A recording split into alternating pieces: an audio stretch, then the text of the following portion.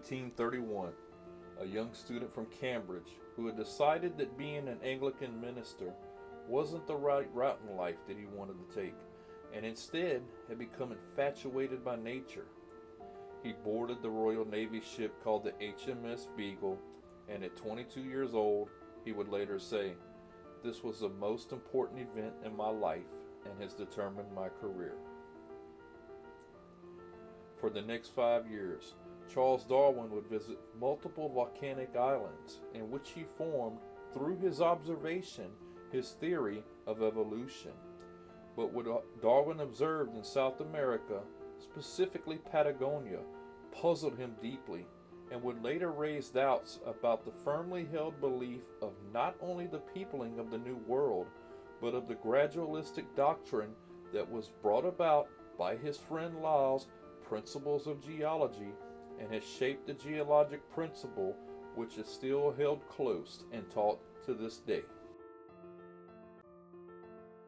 Arthur Posnanski, an Austrian-born engineer, ship navigator, and explorer who later became a city council member of La Paz City, is very well credited with preserving Bolivian culture and history. He spent much of his career studying the archaeological site called Tiwanaku. In his book, Tiwanaku, The Cradle of American Man, he wrote of his findings of the site of Tiwanaku and nearby Pumapunku that the ancient ruins seemed to be a port, complete with canals and drop stones, all found buried under feet of mud. Much of the ruins are encased in corals that are usually observed where the ocean meets the shore. Lake Titicaca, a saltwater lake 1 mile in elevation up in the Andes, currently sits 13 miles from this ancient port. The lake contains several creatures typically found in the ocean, such as the hippocampus, which is the seahorse, and the chemical structure of the water in Lake Titicaca, even though today its brackish is almost identical to that of the salt water of the oceans. Posnanski noted an ancient shoreline also encrusted with saltwater canals all along the edges of the Altiplano, which is a valley running up against the Andes, this strand line lining up and passing right through Tiwanaku at a few foot depth, thus making it a saltwater port. These findings suggested that while Tiwanaku, which is over a mile up in elevation in the Andes, was once connected to the saltwater ocean along with Lake Titicaca and Lake Pupu and the numerous giant salt flats that stretch to the south. Through his excavations, Posnanski uncovered a now extinct megafauna's remains from the Pleistocene that looked as though it had been prepared and eaten by the occupants of the once ancient port that was Tiwanaku.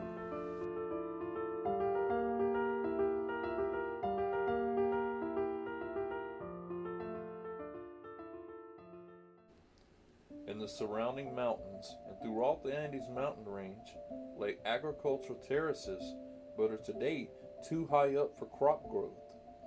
In fact, some of these even continue well up into the eternal snow line, suggesting human occupation, while also suggesting the terraces and mountains were once much lower in elevation. In the 1820s, Charles Lyell observed and was confused by a chunk of limestone brought to him by Captain Elliott of the U.S. Navy, which contained the remains of a human skull along with other human bones and seashells which still retain some of the color, suggesting a more recent time of deposition, yet miles up in the mountains of South America.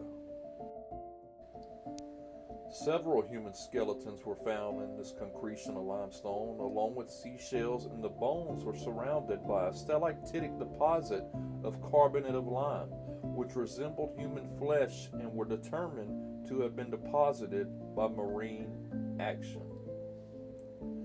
During the Pleistocene, which is the age before the current age, the Holocene. Huge, now extinct megafauna such as the woolly mammoth, the mastodon, the ancestor to the horse and the camel, all roam throughout North and South America, while a 2-mile thick ice sheet sits centered over Hudson Bay in Canada. Siberia, which is currently the coldest place on Earth based on average temperature, was lush and green and full of forest and fruit trees, enough to feed and sustain a population of millions of different species of megafauna. Islands inside the Arctic Circle, which today is the boundary for which trees can't grow because of the cold and 6 months of darkness due to the axial tilt of Earth.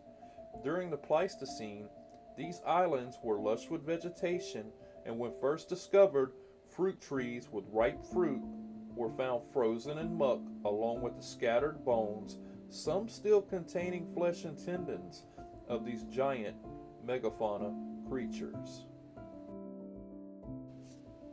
Today, these are some of the coldest places on Earth, yet these islands lie a mere few hundred miles from the North Pole and seem to have had a temperate climate during the last ice age, while as far south as Cincinnati, Ohio, it lay under the edges of the Laurentide ice sheet. Charles Darwin wrote in his Voyages of the Beagle in Uruguay, many of the megafauna remains that he observed appeared to be so fresh, complete with skin and ligaments still attached to the bone, that it was almost impossible to believe they had been buried so long ago. The bones containing flesh from these large mammals were so fresh that when burnt with a flame was applied to them from a lamp, an odor such as cooked meat was emitted, and this normally does not happen with fossil remains.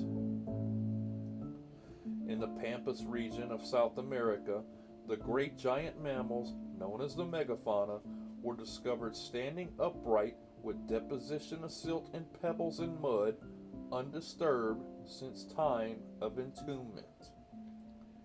These strange modes of burial are found throughout the New World and at elevations and environments not consistent with or supportive of life today. Has nature always been as tame and as gradual as the suggestion put forth by the attorney by trade Lyell, a theory that was admired by the theologian turned naturalist Charles Darwin?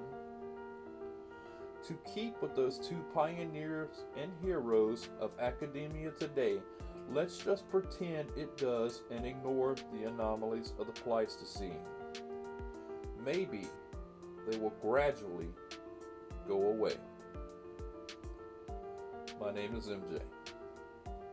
Thank you for listening.